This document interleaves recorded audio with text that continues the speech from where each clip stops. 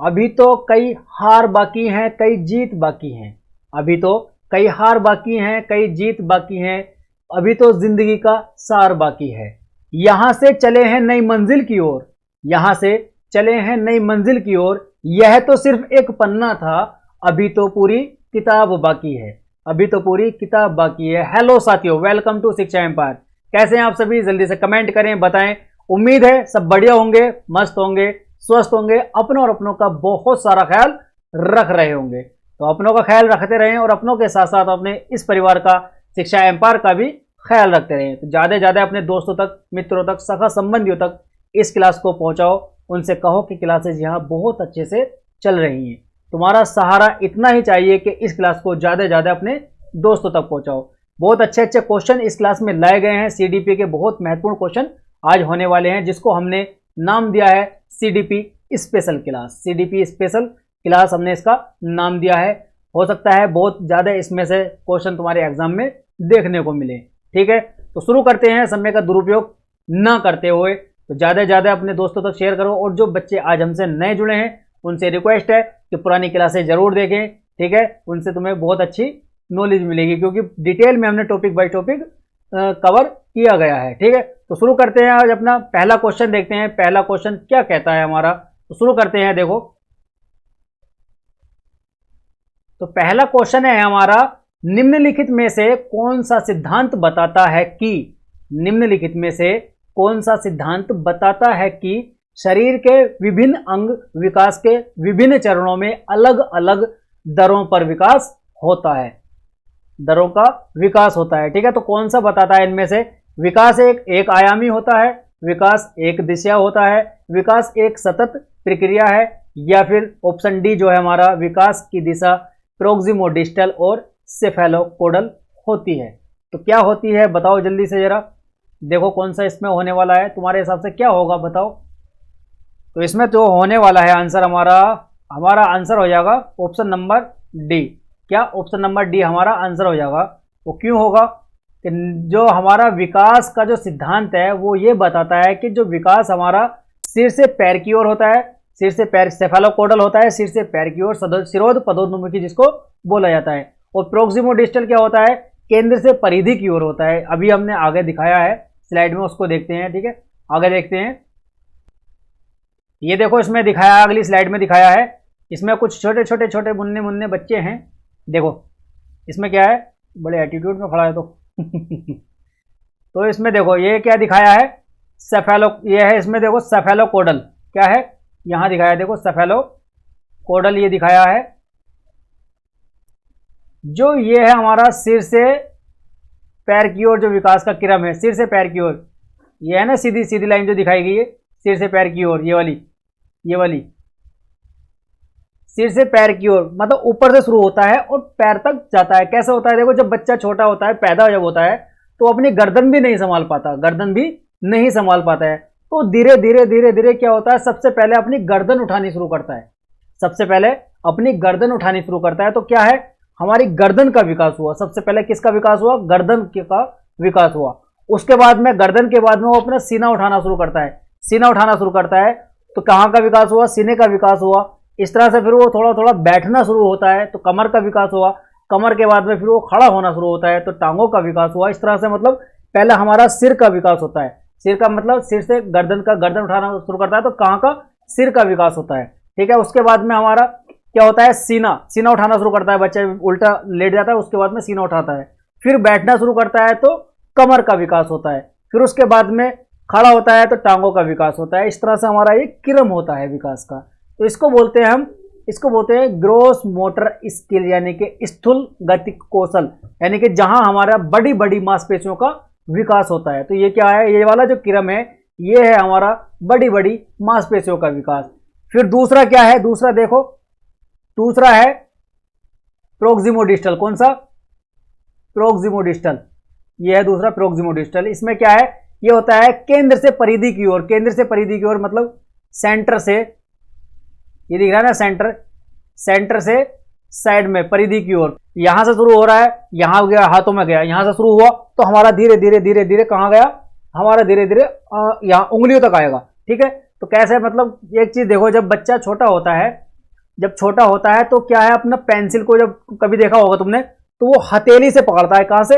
हथेली से पकड़ता है वो, ऐसे इस तरह से, ठीक है, इस तरह से पकड़ना शुरू करता है वो। धीरे धीरे धीरे धीरे वो कहां? उंगलियों पर आता है। कहां आता है वो? उंगलियों पर आता है। तो कि क्या है, केंद्र से, यानी कि केंद्र से, हथेली से हमारा विकास शुरू हुआ, हथेली से शुरू हुआ और कहां गया? उंगलियों पर गया। ठीक है, कहां गया? उंगलियों पर, यानी कि केंद्र है ये, केंद्र से कहां गया? परिधि की ओर। ये देखो दिखाता हूं तुम्हें, ये केंद्र है, ठीक है, ये एक सर्कल है, थोड़ा चलो इसको दोबारा बनाता हूं, इतना रहने दो, ठीक है। तो ये क्या है? एक सर्कल, यानी कि वृत्त है। तो वृत्त का क्या होता है? केंद्र होता है, बीच वाला जो पॉइंट होता है वो केंद्र होता है, ठीक है। अब ये जो है, ये साइड में ये क्या है? ये है परिधि, केंद्र की परिधि होती है। तो के हमारा जो विकास है वो यहां से शुरू होगा, बाहर की तरफ जाएगा, परिधि की तरफ जाएगा, ठीक है। तो इसको बोलते हैं फाइन मोटर स्किल्स, यानी कि सूक्ष्म गतिक कौशल, सूक्ष्म गतिक कौशल। तो इसमें मैंने बहुत अच्छे से समझाया, मतलब हमारा केंद्र से शुरू होगा, कहां तक जाएगा? उंगलियों पर जाएगा, हथेली से शुरू होगा, उंगलियों पर जाएगा। तो इसको छोटी छोटी, इसमें आता है छोटी छोटी मांसपेशियों का विकास होना, छोटी छोटी मांसपेशियों का विकास होना। जो सेफेलोकोडल था वो कैसा था? स्रोत पदोन्मुखी। कहां? स्रोत पदोन्मुखी, यानी कि सिर से पैर की ओर स्रोत पदोन्मुखी हो गया। दूसरा है प्रोक्सिमोडिस्टल, केंद्र से कहां? परिधि की ओर। समझ में आ गया? ठीक है। तो ये पहला क्वेश्चन हमारा कहता है, इतनी डिटेल में समझाया जाएगा। ये क्वेश्चन आंसर में बस ऐसा नहीं है कि टिक मारा चल दिए, ठीक है, जहां समझाने की जरूरत होगी वहां बहुत अच्छे से समझाया जाएगा। जल्दबाजी बिल्कुल नहीं करेंगे, एग्जाम हमारा सिर पे है केवीएस का, ठीक है। तो आगे देखते हैं अगली स्लाइड हमारी क्या कहती है। अगली स्लाइड में क्या है देखो, तो अगला क्वेश्चन है कि निम्नलिखित में से कौन सा कथन सही है। ये ऑप्शन दिए हैं, 4 ऑप्शन तुम्हें दिए गए हैं इसमें, तो उनमें से तुम्हें छांट के बताना है कि कौन सा कथन सही है। ये कथन है, इनमें से कौन सा सही है वो तुम्हें बताना है। तो कौन सा सही है तुम्हारे हिसाब से, बताओ जरा, कौन सा सही होने वाला है? ऑप्शन ए सही होने वाला है, या बी होगा, सी होगा, डी होगा? तो इसमें जो हमारा सही आंसर होने वाला है वो होगा हमारा, चलो पहले काटना शुरू करो, ठीक है, काटना शुरू करो। बच्चों का, देखो ऑप्शन डी क्या है, काट दो इसको। क्यों काट दो? अभी भी देखो, बच्चों का विकास केवल, पहली बात तो ये, कहीं पेडागोजी में तुम्हें केवल दिखाई दे और वो निगेटिव हो तो उसको काट दो। केवल क्या है? नेगेटिविटी में जाता है।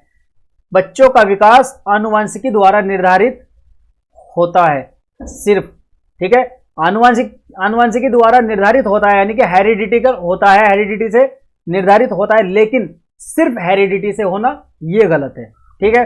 पहला कट गया, डी कट गया। सी ऑप्शन है क्या? बच्चों की सोच सामाजिक अंतःक्रियाओं से प्रभावित नहीं होती, इसको भी काट दो। सामाजिक अंतःक्रियाओं से प्रभावित बिल्कुल होती है। बचपन एक अवधि है जिसे 10 अलग अलग चरणों में विभाजित किया गया है, यह भी गलत हो जाएगा। तो हमारा जो बचेगा ऑप्शन ए बचेगा, बच्चों का विकास सामाजिक सांस्कृतिक संदर्भ से होता है, ठीक है, ये हमारा बिल्कुल सही आंसर हो जाएगा। Option number A is the right answer, ठीक है। समझ में आ गया? समझ में आ गया ना? ठीक है, तो आगे चलते हैं, अगला देखते हैं। अब आनुवंशिक स्वभावों के पूर्व निर्धारित प्रकटन की प्रक्रिया क्या कहलाती है? जल्दी बताओ क्या कहलाती है? तो ये हमारी क्या कहलाएगी? परिपक्वता कहलाएगी, परिपक्वता कहलाएगी। क्यों कहलाएगी? परिपक्वता हमारी आनुवंशिकता से ही होती है, ठीक है, आनुवंशिकता से की ही देन होती है परिपक्वता हमारा, ठीक है। और जो परिपक्वता है से दूसरा है जो हमारा विकास को प्रभावित करने वाला कारक, वो है अधिगम। अधिगम तो क्या है? वो अर्जन होता है, वो समाज से यानी वातावरण से अर्जित किया जाता है। परिपक्वता क्या है? परिपक्वता हमारी क्या है? आनुवंशिकता से होती है, ठीक है। समझ में आ गया? चलें आगे, आगे चलते हैं। देखो क्वेश्चन नंबर 4 है हमारा, डैश समाजीकरण का प्राथमिक और फिर डैश है समाजीकरण का द्वितीयक कारक है। तो क्या है इनमें से? इनमें जो डैश है रिक्त स्थानों को तुम्हें भरना है। पहले वाले रिक्त स्थान में क्या है और दूसरे वाले रिक्त स्थान में क्या आएगा? बताओ जल्दी से, क्या आएगा? परिवार विद्यालय आएगा, या फिर मीडिया परिवार आएगा, या फिर विद्यालय मीडिया, या फिर मीडिया पास पड़ोस, क्या आएगा? पहले प्राथमिक क्या है और द्वितीय क्या है? ये समाजीकरण की एजेंसी इसमें पूछी गई है कि समाजीकरण की प्राथमिक एजेंसी कौन सी है, समाजीकरण की द्वितीय एजेंसी कौन सी है, वो तुमसे पूछा गया है। कौन सा होगा बताओ जल्दी से जरा। तो इसमें जो हमारा राइट आंसर होने वाला है वो हो जाएगा हमारा ऑप्शन नंबर ए। क्या हो जाएगा? ऑप्शन नंबर ए। क्यों? जो परिवार है हमारा, परिवार हमारा प्राइमरी यानी कि प्राथमिक कारक होता है समाजीकरण का, और जो विद्यालय है वो होता है कौन सा? द्वितीय कारक। ठीक है, समझ में आ गया? आगे दिखाता हूं मैं कैसे कैसे है ये, इसके मैंने भेद आगे दिखाए हैं अगली स्लाइड में, देखो उसको। ये देखो आगे दिखाया गया है समाजीकरण के कारक क्या है। समाजीकरण का जो पहला है, समाजीकरण का पहला क्या है? प्राइमरी। प्राइमरी जिसको का क्या कहा जाता है? जिसको कहा जाता है क्या? प्राथमिक। ठीक है, सेकेंडरी जिसको कहा जाता है द्वितीयक। ठीक है, प्राथमिक कौन सा है? हमारा क्या हो जाएगा? फैमिली। फैमिली मतलब परिवार जो होता है हमारा समाजीकरण का प्राथमिक कारक होता है, और परिवार में भी माँ, जो बच्चे की माँ होती है वो सबसे ज्यादा प्राथमिक होता है। ठीक है, अगर ऑप्शन में तुम्हें परिवार और माँ दी गई हो तो सबसे पहले तुम माँ पर जाओगे। ठीक है, याद रहेगा। क्यों? क्योंकि जो बच्चे का समाजीकरण होता है वो माँ से शुरू होता है। कब? 3 महीने की उम्र में।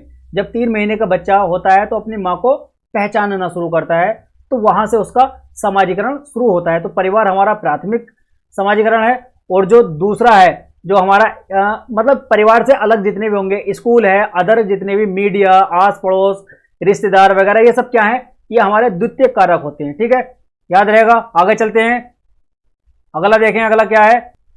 तो अगला क्वेश्चन है हमारा, लॉरेंस कोहलबर्ग के अनुसार 7 से 8 वर्ष का प्राथमिक आधार क्या होता है? 7-8 वर्ष का प्राथमिक आधार क्या होता है? बूढ़े बच्चों का नैतिक निर्णय या क्या है? ठीक है, ये हमसे पूछा गया है। तो क्या है?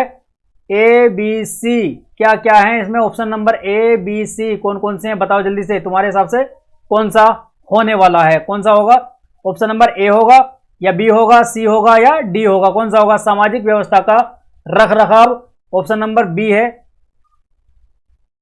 ऑप्शन नंबर बी है हमारा सामाजिक अनुबंधन, रख रखाव, सजा और आज्ञाकारिता, या फिर सार्वभौमिक नैतिक सिद्धांत। क्या होगा जल्दी बताओ। तो इसमें जो हमारा सही आंसर हो जाएगा वो हमारा ऑप्शन नंबर सी होगा, सजा और आज्ञाकारिता। मतलब इसमें क्या है? इसमें कोहलबर्ग कहते हैं कि बच्चे का विकास यानी कि कोई बच्चा गलत या सही काम इस वजह से भी करता है कि उसे दंड से बचना है। ठीक है, सजा से बचना है या फिर आज्ञाकारिता को होना है, यानी कि वो किसी की आज्ञा मान रहा हो या फिर वो दंड से बच रहा हो। तो वहां क्या है? अच्छे काम करेगा आज्ञा से, या फिर अच्छे काम करेगा वो सजा से बचने के लिए। दो चीज में वो अच्छे या बुरे काम करता है। ठीक है, आगे चलें, आगे देखते हैं। इसमें कुछ मैंने इसका जो कोहलबर्ग की जो स्टेजेस हैं वो दिखाई गई हैं, उसको देखते हैं कैसे कैसे हैं, कौन कौन सी में क्या क्या है। देखें आगे, देखो यहां देखो, इसमें दिखाया गया है कि कोहलबर्ग ने जो नैतिक विकास की स्टेजेस दी हैं, अवस्थाएं दी हैं, उनको दिखाया गया है। ठीक है, देखो पहली यहां से पहली होती है प्री कॉन्वेंशनल रूढ़िवादिता, पूर्व रूढ़िवादिता या प्राक रूढ़िवादिता। तो इसमें क्या है? 2 आती हैं इसमें भी। इसमें कौन सी आती हैं? 2 आती हैं। एक आती है हमारी पनिशमेंट एंड ओबीडियंस। ठीक है, यानी कि सजा या फिर आज्ञाकारिता। ठीक है, ऐसा होता है, आज्ञाकारिता होता है या फिर सजा। और दूसरी हमारी एक्सचेंज स्टेज और स्टेज ऑफ ईगो। एक्सचेंज मतलब इसमें आता है टिट फॉर टैट, यानी कि जैसे को तैसा करने के लिए। मतलब कोई बच्चा है स्कूल में बैठा है, वो कहे कि तूने कल मेरा खाना खाया था, आज मैं तेरा खाना खाऊंगा। या फिर 2 भाई बहन है, वो कहें कि कल तूने मेरे खिलौने लिए थे, आज मैं तेरे खिलौने लूंगा। मतलब जैसा तूने किया था वैसा ही अब मैं करूंगा। तो इसमें क्या होता है? एक्सचेंज स्टेज ये वाली है। ठीक है, ईगो, स्टेज ऑफ ईगो, इसमें ईगो भी आ जाती है। दूसरी जो है हमारी वो क्या है? ये होती है, मतलब इन दोनों से मिला के देखो, यहां दिया गया ना, ये है 1, फिर यहां ये है 2,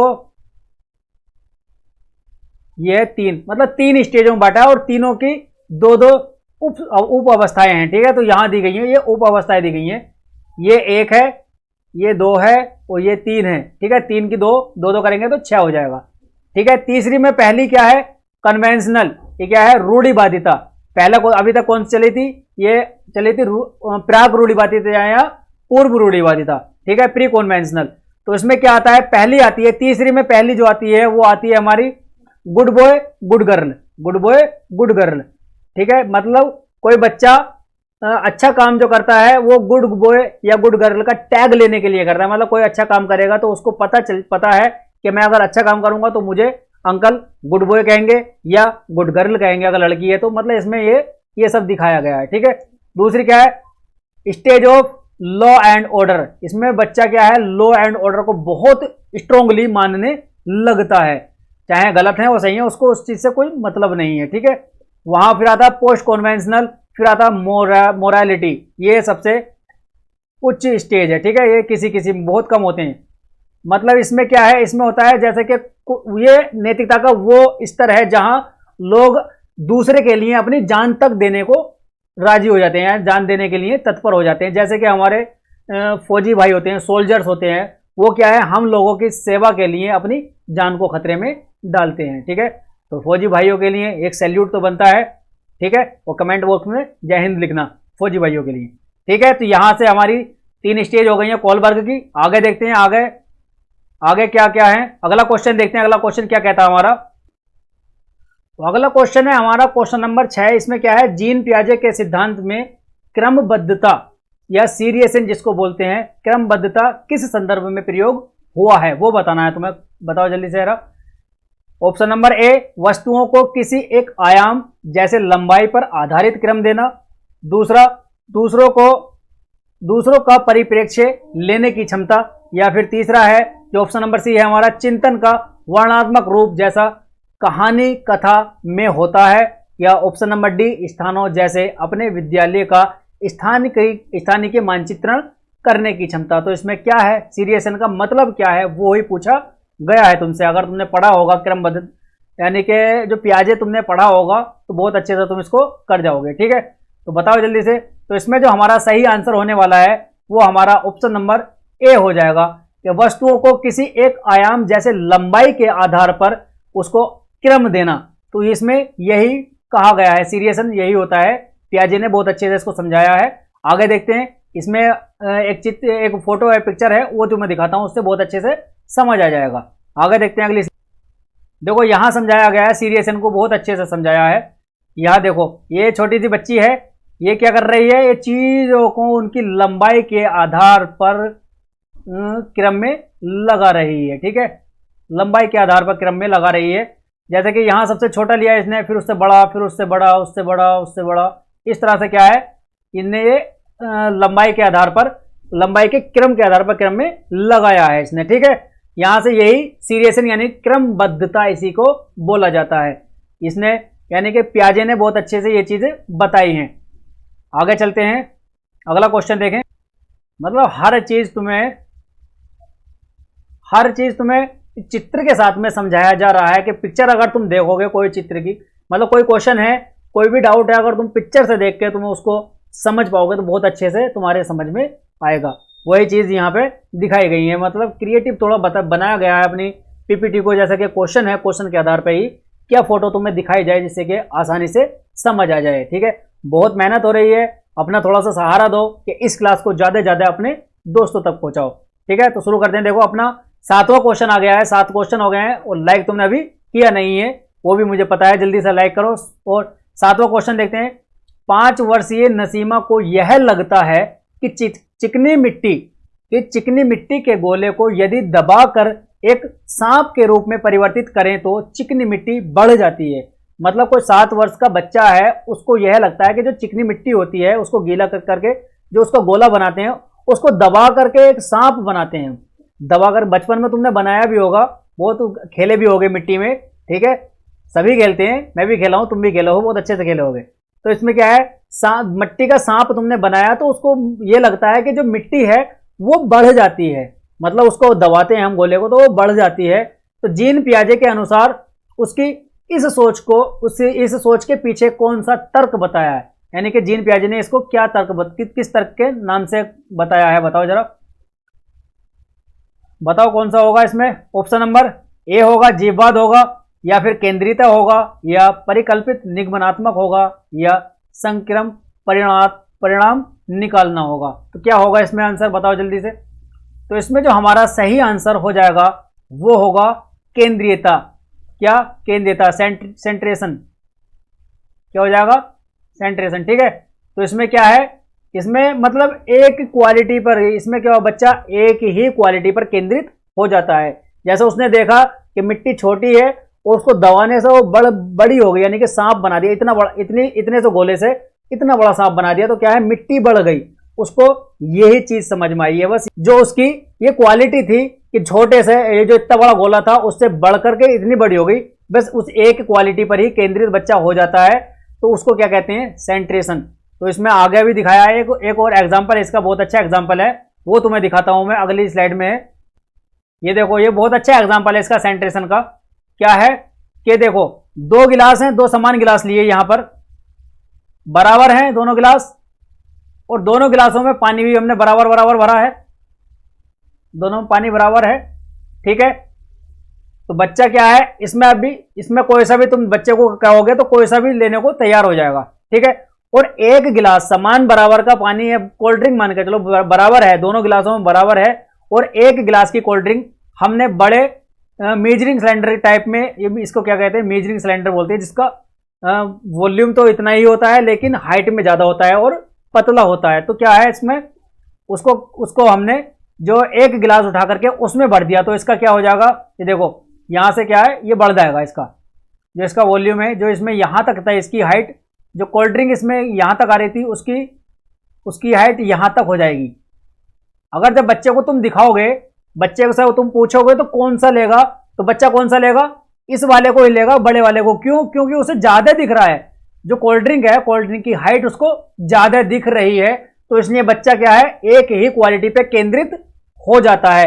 एक क्वालिटी कौन सी है, बड़ा होने की, यानी कि जो इसमें दिख रहा है वो ज्यादा दिख रहा है, वही उसकी क्वालिटी है, बस उसी पर वो केंद्रित हो जाता है। ठीक है, और जो उसका उल्टा होता है, डिसेंट्रेशन, वो क्या होता है, सिर्फ एक क्वालिटी पे केंद्रित ना होकर के बहुत सारी क्वालिटी को देखना और फिर उस चीज को चुनना। जैसे कि मोबाइल तुम लेने जाते हो, तो मोबाइल लेते समय क्या देखते हो, बैटरी बैकअप कितना है, प्रोसेसर कितना है, ठीक है, और मतलब उसका चार्जिंग पावर कितनी है, कितनी देर में चार्ज होता है, मतलब बहुत सारी, इंटरनेट कैसा चलेगा उसमें, कैमरा कैसा है, बहुत सारी चीजें तुम देखते हो, बहुत सारी क्वालिटी देख करके जब भी मोबाइल लेते हो। सिर्फ एक ही क्वालिटी देखकर तो नहीं लेते कि हाँ भाई इसमें रैम बहुत अच्छी रैम है तो मैं इसी को ले लूँ, या फिर इसका प्रोसेसर बहुत अच्छा है और रैम बहुत कम है तो कोई बात नहीं, चल जाएगा, बैटरी बहुत कम चलती चल जाएगा, ऐसे नहीं ना। सारी क्वालिटी को देखने के बाद में तब तुम उस चीज को चुनते हो, तो क्या होता है, डिसेंट्रेशन। ये क्या है, सेंट्रेशन, एक ही चीज पे केंद्रित होना सेंट्रेशन होता है। ठीक है, समझ में आ गया, बहुत अच्छे से समझाया है, उम्मीद करता हूं अच्छे से समझ में आ गया होगा। अगले क्वेश्चन पे चलते हैं, अगला क्वेश्चन क्या है देखते हैं। अगला क्वेश्चन है हमारा क्वेश्चन नंबर 8, किसका, लेव वाइगोत्स्की, यानी कि वाइगोत्स्की चचा आ गए हैं, देखो चचा आ गए हैं। इसमें क्या है, लेव वाइगोत्स्की के संज्ञानात्मक विकास का सिद्धांत पर आधारित है, यानी कि किस पर आधारित है, जो लेव वाइगोत्स्की हैं उनका सिद्धांत इनमें से किस पर आधारित है वो भी बताना है। तो बताओ किस पर आधारित है, जल्दी से बताओ जरा, देखते हैं कितने बच्चे इसको कर पाते हैं, जल्दी बताओ। और तुम्हारे कितने क्वेश्चन सही हो रहे हैं, कितने क्वेश्चन तुम्हारे सही हो रहे हैं वो नोट करते रहना और कमेंट बॉक्स में कमेंट करके बताना कितने क्वेश्चन तुम्हारे सही हुए हैं। ठीक है, बताओ जल्दी से इसमें कौन सा है। उससे क्या होगा कि जो तुम्हारा स्तर है अभी वो पता चल जाएगा, उसी के अकॉर्डिंग अगली क्लासों में क्वेश्चन का लेवल रखा जाएगा। ठीक है, तो जल्दी बताओ इसका क्या होगा, इसका आंसर होने वाला है हमारा, तो लेव वाइगोत्स्की ने किस पर ज्यादा बल दिया है, सामाजिक संरचना पर। किस पर, सामाजिक संरचना पर ज्यादा बल दिया है, तो इसका हमारा यही आंसर हो जाएगा, ऑप्शन नंबर ए। ठीक है, आगे चलते हैं, अगला क्वेश्चन नंबर 9 है हमारा, लेव वाइगोत्स्की ने बच्चे के स्वयं से संवाद करने की क्रिया के लिए किस शब्द का प्रयोग किया है, वही बताना है, किस शब्द का प्रयोग किया है। निजी, ऑप्शन ए क्या है, निजी, या फिर उच्च स्वर में वार्ता, पाड़, या फिर स्वकेंद्रीय संवाद, क्या क्या है बताओ जल्दी से जरा। तो इसमें जो हमारा आंसर होने वाला है वो होता है निजी वार्ता। निजी वार्ता मतलब इसको क्या है, जब बच्चा मन ही मन में खुद से बातें करे, मन ही मन में खुद से वार्ता करे उसको बोलते हैं निजी वार्ता। जैसे कि बच्चा क्या, बड़े बड़े भी कभी कभी होता है, मैं खुद करता हूँ, जैसे कि कोई काम करते करते कभी, जैसे पीपीटी में बना रहा हूँ, पीपीटी में मैं खुद से बातें करता हूँ, जैसे कि नहीं यार ये नहीं होगा, इस तरह से नहीं, उस तरह से अगर करूँगा तो बहुत अच्छा रहेगा। मन मन में मैं ये सोचता हूँ कि अगर ये मैं ऐसे कर दूँ तो ऐसे बहुत अच्छा रहेगा। जैसे मैं इस क्वेश्चन से रिलेटेड कोई पिक्चर डाल दूँ तो बहुत अच्छा होगा, ये सब क्या, तो मैं मन मन में सोचता हूँ कि अगर कोई अच्छी पिक्चर में डाल दूँ उससे बच्चों को समझ में आएगा। तो ये क्या है, मैं मन में बात कर रहा हूँ, तो इसको कहते हैं निजी वार्ता। ठीक है, आगे चलते हैं। इसको क्या कहा है, निजी वार्ता कहा है लेव वाइगोत्स्की ने। ठीक है, तो अगला क्वेश्चन है हमारा क्वेश्चन नंबर 10 और बस।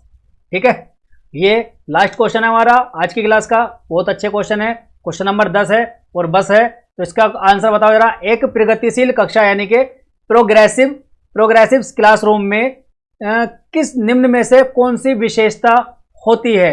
जो ये नीचे विशेषताएं दी गई हैं उनमें से कौन सी विशेषता होती है वो बताना तुम्हें। ठीक है, ऑप्शन नंबर ए है हमारा, क्या है कि ड्रिल और अभ्यास पर जोर देना।